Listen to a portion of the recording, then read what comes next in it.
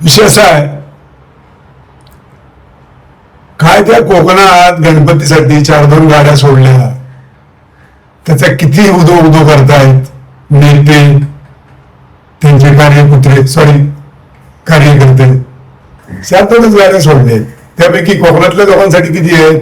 1, म्हणजे सावंतवाडीपर्यंत जाते.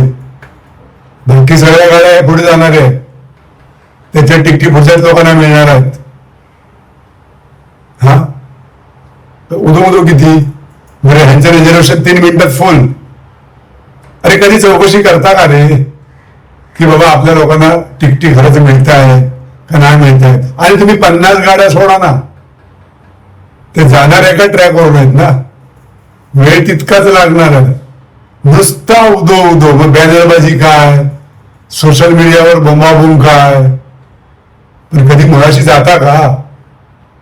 हा, आणि एवढं सगळं झाल्यावर पुन्हा तिथे म्हणजे जेवढ्या पैशात आपण कणकणूत उतरणार त्याच्यापेक्षा चौपट पैसे रिक्षावाला मागणार, ते सुद्धा दवा धरूनच बसलेले असतात.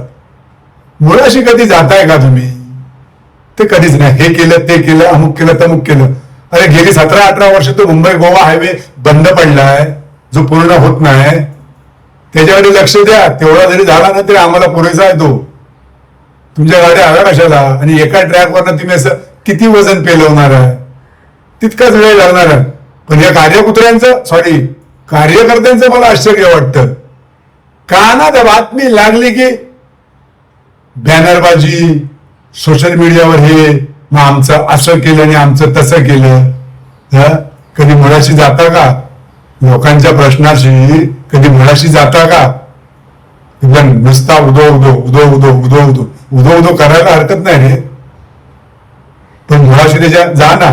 खरोखर काय प्रॉब्लेम आहे? किती गाड्या आहेत कोकणासाठी? किती गाड्या आहेत कोकणातल्या लोकांना? किती तिकिटी मिळाल्या आहेत? बस कार्यकर्ते आणि कार्यकुत्रे, आणखी काय बोलायचं यांच्यासाठी? शी.